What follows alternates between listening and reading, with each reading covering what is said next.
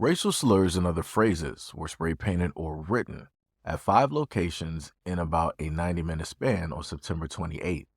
The mischief happened in the 200 block of Wellington Street West, 500 block of Queen Street East, 100 block of East Street, the Ride crosswalk at Spring and Bay Street, and 100 block of West Street.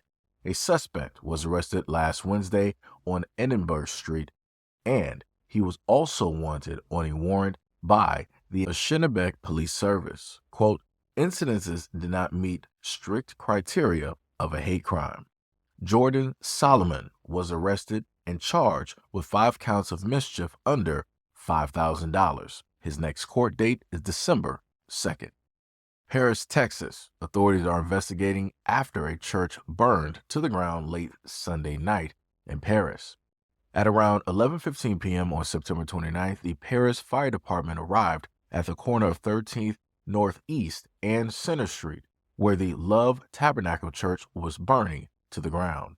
This was following 2 racial slurs being spray painted on the exterior of the wall of the church. Brenda Cherry, a local civil rights activist, states that the time in which the wall was plastered and the fire began is unknown, but that it should be investigated as a hate crime. Quote, I've been doing this for over 20 years, and things don't get better because they're not addressed. They're glossed over or hidden. I've not known of a black church being burned before, not in this area, but racist graffiti, that's a common thing. Cherry does not understand what will motivate anyone to graffiti or burn a church down if that's the case. Quote, it's where people go to worship. Nobody comes here to do anything wrong. So why would anyone burn down a church? And why would anyone write racist graffiti on a church? You don't do that. Paris Police Captain Terry Bull stated that as of right now, this is not being investigated by the police department and is solely a fire investigation. The city has stated the following. The Paris Fire Department was dispatched at around 11:08 p.m. on Sunday, September 29th of 2024, to a reported structure fire in the 1600 block of Northeast 13th Saint in Paris. Responding units arrived to find a single-story wood-frame church heavily involved in fire. Photos of graffiti on some exterior walls were taken and forwarded to the City of Paris Fire Marshal, who has also responded to investigate.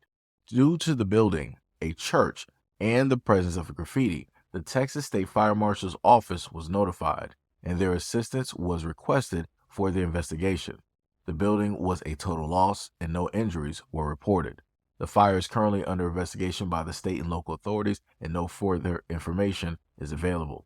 Cherry states that local leaders can play a big part in the problem or the solution. Quote, city officials, they need to address stuff like this and not be afraid that it's going to lead to radical or racial tension, because we already have that. They need to do better. Assistant Fire Chief Bob Ratz said no one was injured. The pastor of the church, Tristan Love, states that the ministry has been at this location since 2021 and that worship service will continue in Cooper, Texas until further. A woman accused of framing her Wayne County home explosion as a hate crime is facing several charges after investigators determined it was a scheme to defraud her insurance company. Homeowner Angela Fraze was charged with 4 counts of mail fraud in federal court on September 19th. The explosion happened at around 12:40 a.m. on August 7th, 2019, on the 6000th block of Spruce Street in Sterling.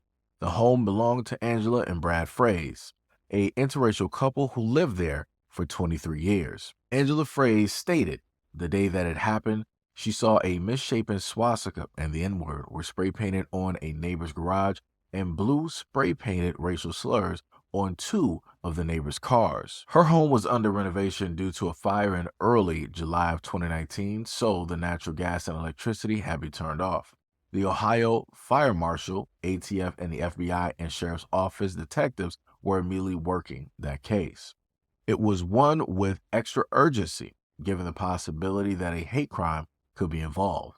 Quote, because of the spray paint on the garage, there were some racial slurs and a swastika that was spray painted on that.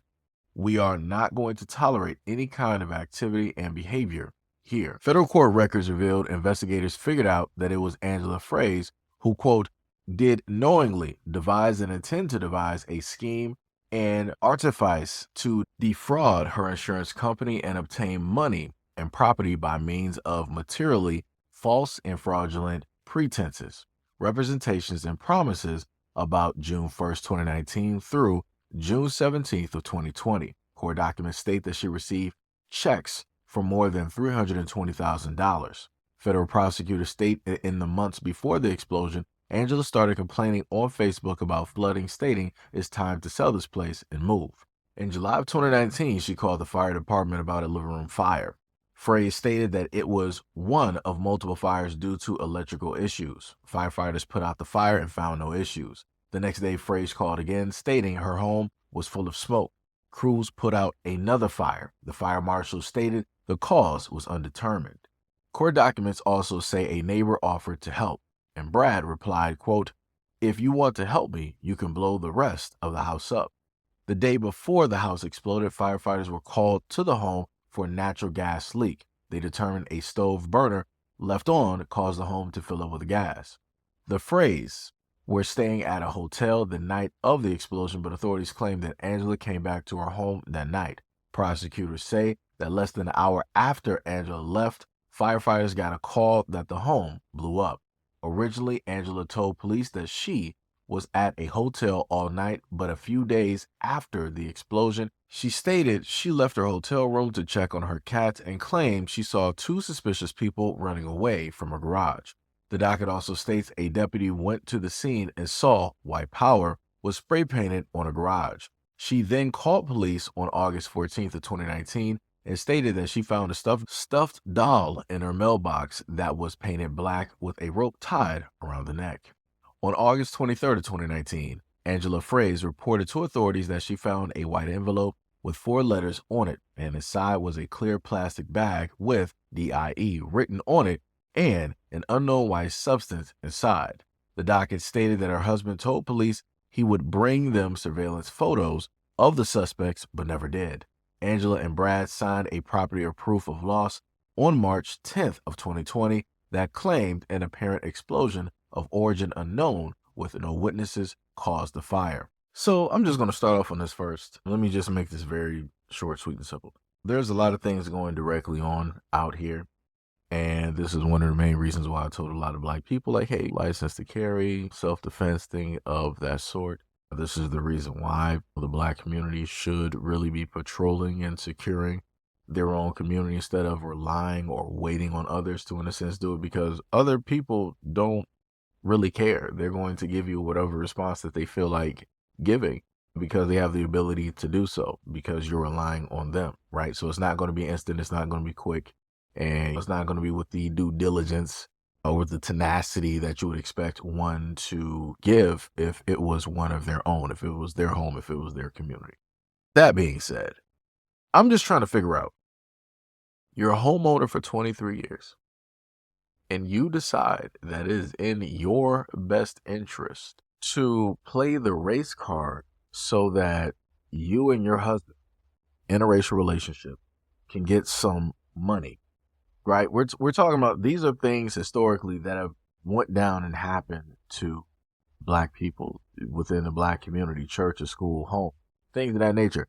But you decided that it was of your best interest for your relationship that instead of you guys trying to sell the house or whatnot or whatever, you guys wanted to take a whole nother route and potentially not only endanger your own lives, but not only the lives of people in the community, but also people passing by blowing up the house so that you can claim insurance because you wanted to state that it was some entities or group that was by being racist directly towards you, and this is what they did to your home. It doesn't even make any sense. It doesn't even make any sense. Also, given the fact that you don't really have a whole history of this taking place. If she would have had a whole history of this taking place where it was just like, bam, it was like several. It's like, oh, wow, this is really a problem. Why does this keep happening? But that wasn't even the case. It was like magically it just showed up after she then tried to set fire to the house 2 to 3 different times. And then it got to the point where it was like, we're going to sit up there and just put all of this graffiti and stuff directly on there, say that we're quote unquote victims and this is what I have to face, this is what I have to go through. Because I found it pretty odd that when I originally covered this story, you never saw the husband. And I was like, hold on. I'm like, you're married, homeowner, 23 years. I know you have a husband. And I'm like, they never show the husband. I'm like, that's very weird.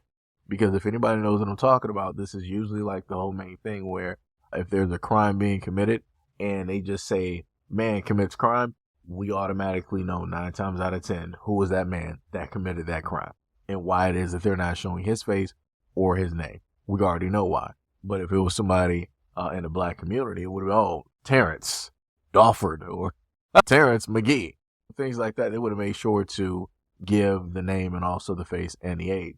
But in this instance, that just was not the case. At no point in time for any interviews do I remember the husband speaking or coming directly out and calling any of this out.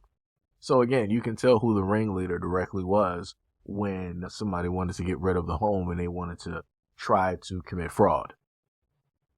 You can obviously tell who it was. And the funniest thing about this is that a lot of people tend to say things are better on the other side. And I'm like, this can't be. Because I'm like, you're a fraud.